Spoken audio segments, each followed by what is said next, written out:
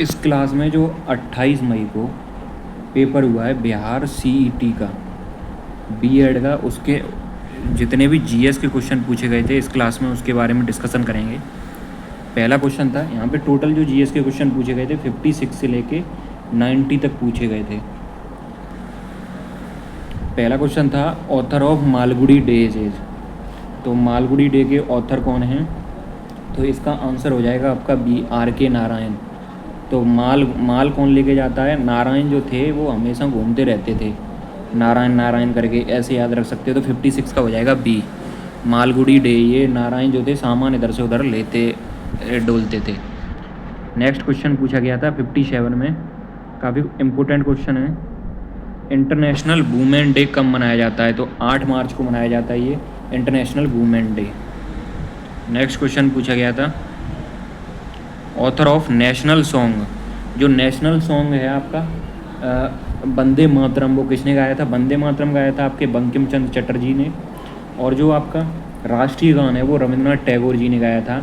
और रविंद्रनाथ टैगोर जी को ही 1913 में नोबेल प्राइज़ मिला था। किसके लिए मिला था? गीतांजलि के लिए मिला था इन्हें। और जो सरोजनी नायडू हैं वो आपकी 1925 में कांग्रेस की प्रथम महिला, भारतीय महिला अध्यक्ष बनी थी। जबकि प्रथम महिला पूछा जाए तो 1917 में कांग्रेस की अध्यक्ष बनी थी एनी बेसेंट। तो इसका जो आंसर हो जाएगा वो बंकिम चंद्र चटर्जी हो जाएगा। नेक्स्ट क्वेश्चन पूछा गया था आपका ज्ञानपीठ जो अवार्ड है वो किससे रिलेटेड है, किस फील्ड से रिलेटेड है? तो जो ज्ञानपीठ अवार्ड है आपका वो है आपका लिटरेचर से रिलेटेड, मतलब साहित्य से संबंधित है ये ज्ञानपीठ पुरस्कार। नेक्स्ट क्वेश्चन आपका 60 वाला, which planet is known as the red planet. तो जितने भी प्लानट हैं अपने उससे रंग के बारे में काफ़ी पूछा गया है, कौन सा प्लानट कौन से रंग का है? तो जो मार्स है वो आपका है मार्स या मंगल, हिंदी में मंगल बोलते हैं इसको, आपका रेड प्लानट बोला जाता है। नेक्स्ट क्वेश्चन है आपका 61 पूछा गया था what is the minimum age limit to be elected as the president of India. तो प्रेसिडेंट के लिए 35 ईयर्स है। और प्रेसिडेंट जो पार्डन देता है, मतलब क्षमा जो देता है, वो आर्टिकल 72 के तहत देता है।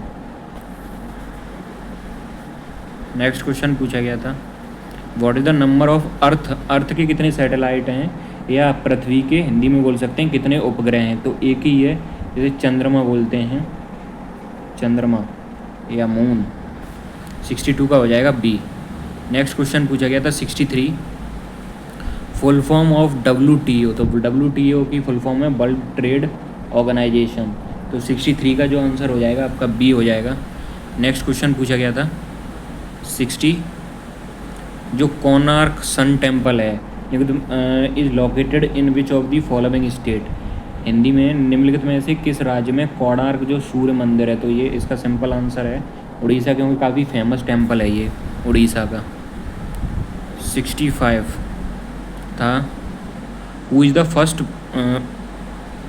First women president of India. तो वो हो जाएंगी आपकी प्रतिभा पाटिल।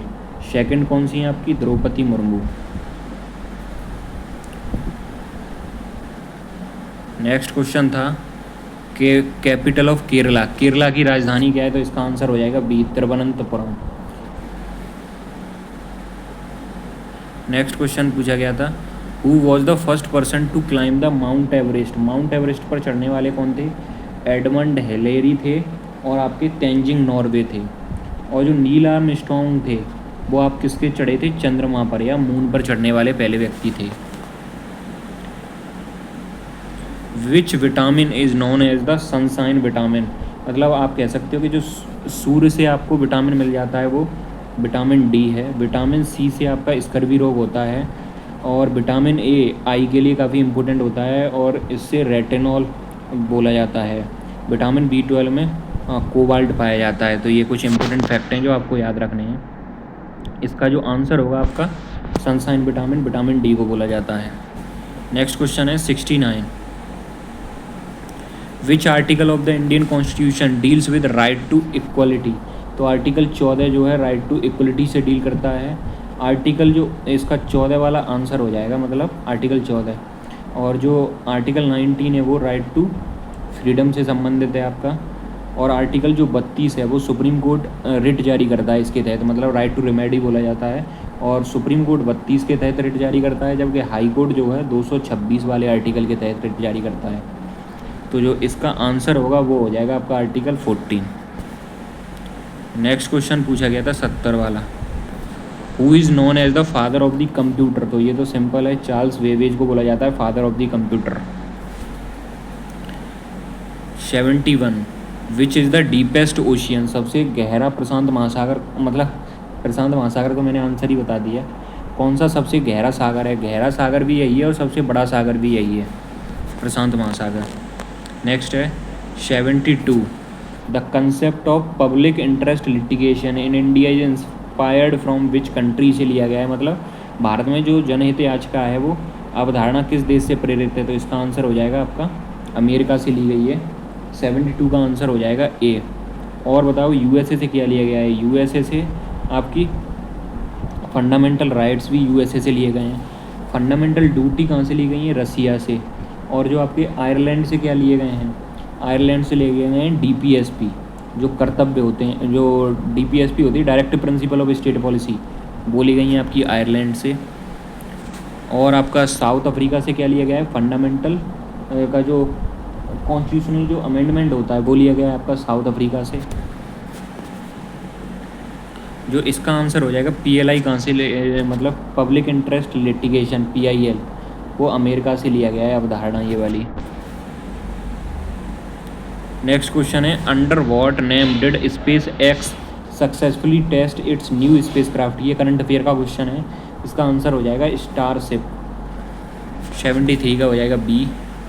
नेक्स्ट क्वेश्चन पूछा गया था 74, what is the full form of UPI. Unified payment interface होता है इसका आंसर। तो 74 का आंसर हो जाएगा आपका ए। नेक्स्ट क्वेश्चन पूछा गया था, which of the following is a world wide system of computer network.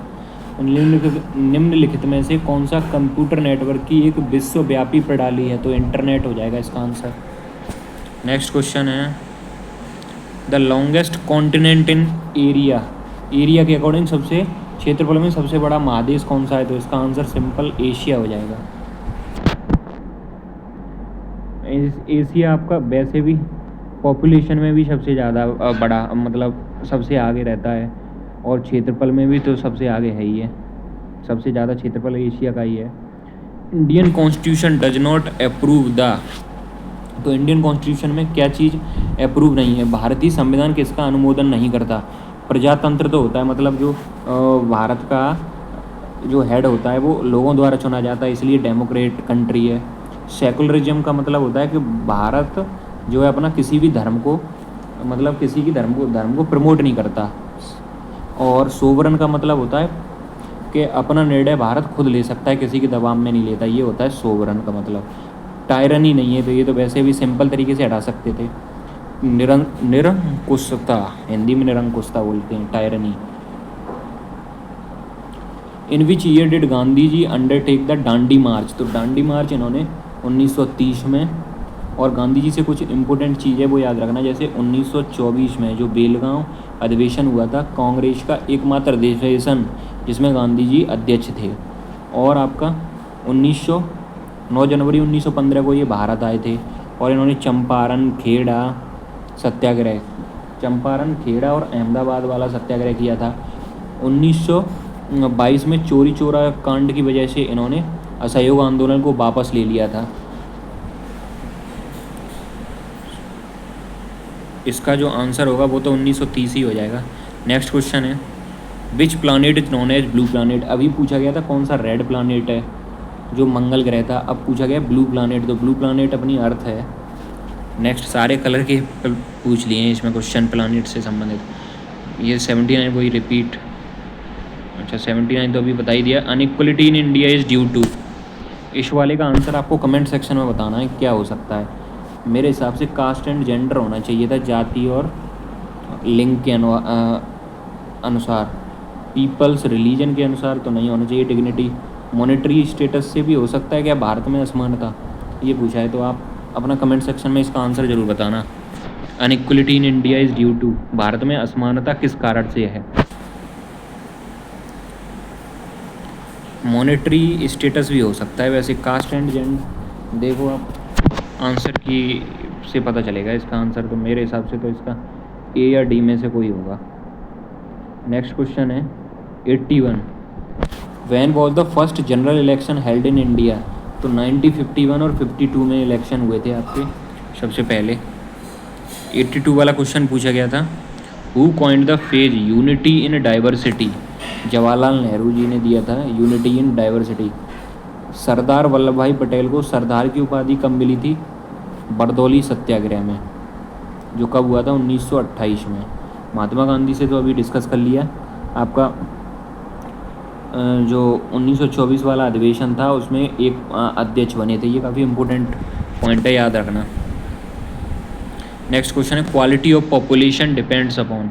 तो वो तो लिटरेसी पे डिपेंड करती है, सिंपल सा इसका आंसर हो जाएगा। नेक्स्ट है, the largest public sector undertaking in the country is? सबसे ज़्यादा पब्लिक सेक्टर अंडरटेकिंग इसमें है तो रेलवे में ही है। देश का सबसे बड़ा सार्वजनिक क्षेत्र उपक्रम कौन सा है? तो रेलवे है। Next question 85, the green planet, कौन से प्लानेट पूछिए? एक तो रेड पूछ लिया जो मंगल ग्रह था, एक पूछ लिया ब्लू जो कि अर्थ था, अब पूछ लिया ग्रीन, तो ग्रीन हो जाएगा यूरेनस। नेक्स्ट पूछा है 86 में, when did Gandhi ji started civil disobedience? सविनय जो अवज्ञा आंदोलन था वो कब स्टार्ट किया था? तो 1930 में गांधी जी ने ये स्टार्ट किया था।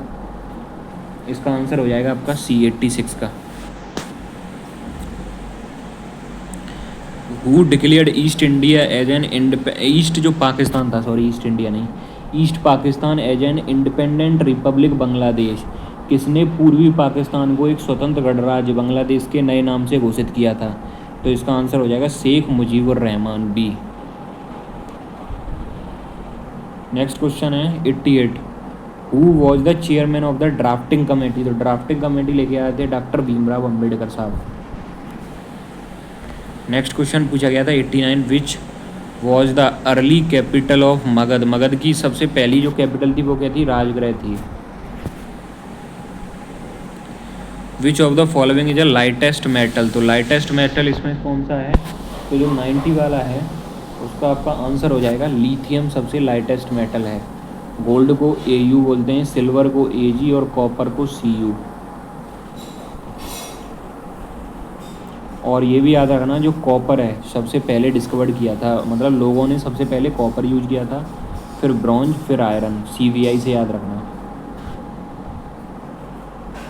नेक्स्ट क्वेश्चन पूछा गया था, the mid day meal scheme जो है वो कब लॉन्च की गई थी? मध्याह्न भोजन योजना कब शुरू किया गया था? तो 15 अगस्त 1995 को इसे शुरू किया गया था। 91 का जो आंसर होगा वो सी हो जाएगा। नेक्स्ट क्वेश्चन पूछा गया था, द एंसेस्टर ऑफ एस्ट्रोनॉट जो सुनीता विलियम्स थी, उनके एंसेस्टर किस राज्य से बिलोंग करते थे? तो गुजरात से बिलोंग करते थे। इनके पिताजी और मदर इनकी अमेरिका से बिलोंग करती थी।